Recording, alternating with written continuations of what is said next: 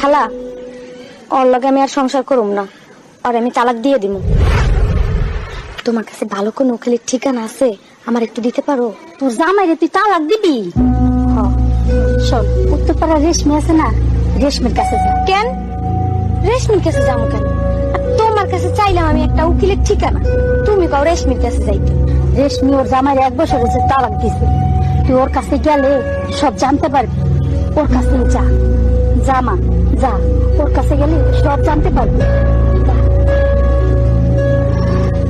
আচ্ছা আচ্ছা যাই।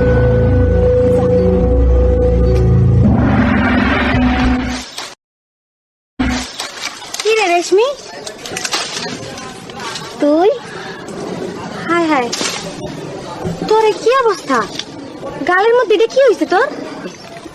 আরে কিছু না, ওই কাম করতে গিয়ে খোঁচা লাগছিল, সেরে যাবে। তুই এদিকে কি লেগা, কোনো কামে আইসোস? না আইলাম আর কি তোর একটু দেখতে, কিন্তু তোর চেহারা এমন হয়ে গেছে কেন? তুই কি সুন্দর একটা মাইয়া আসছিলি, ধবধবে সাদা একটা মাইয়া, এখন কালির মতো হয়ে গেছো কেন? সুন্দর একটা মাইয়া ছিলাম, কিন্তু কাম করতে করতে এমন হয়ে গেছে, রোদ্রে থাকি, চুলার পারে থাকি, সব কাম করতে হয় তো, এই লেগা। তুই কি কইতেছিলি ক? আইছিলাম তোর কাছ থেকে একটা পরামর্শ নিতে। শুনলাম তোর নাকি তালাক হয়ে গেছে। তুই ঠিকই শুনছস, আমি তালাক দিয়ে দিছি।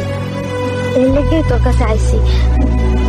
আমি না আমার স্বামীকে তালাক দিয়ে দিন, তোর কাছে আইলাম। তুই আমার একটা উকিলের ঠিকানা দিতে পারো? তুই যাই দিয়ে কাজটা করাইছো ওই উকিলের ঠিকানা দিলেও হইব। কি করছ তুই? তুই ভাইবা চিন্তা কথা কইতেছস? কিছু তুই কইলি না আমি খুব সুন্দর একটা মাইয়া ছিলাম? সত্যি তো, আমি খুব সুন্দর একটা মাইয়া ছিলাম। আমার বাপের একমাত্র মাইয়া ছিলাম আমি। তারপর আমার ভাইয়েরা, ভাইগো কাছে তো ছিলাম রাজকন্যা।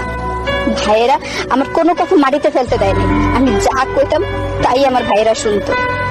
বিয়ের পর আমি শ্বশুর বাড়িতে গিয়েও রাজরানী হয়েছিলাম। ছোটখাটো বিষয় নিয়ে জামাইয়ের উপর খুব চিল্লাচিল্লি করতাম, আর সব সহ্য করতো, কখন কিছু কইতো না পারে। কিন্তু আস্তে আস্তে ওই ঝগড়া আমাকে অনেক বাড়তে থাকে।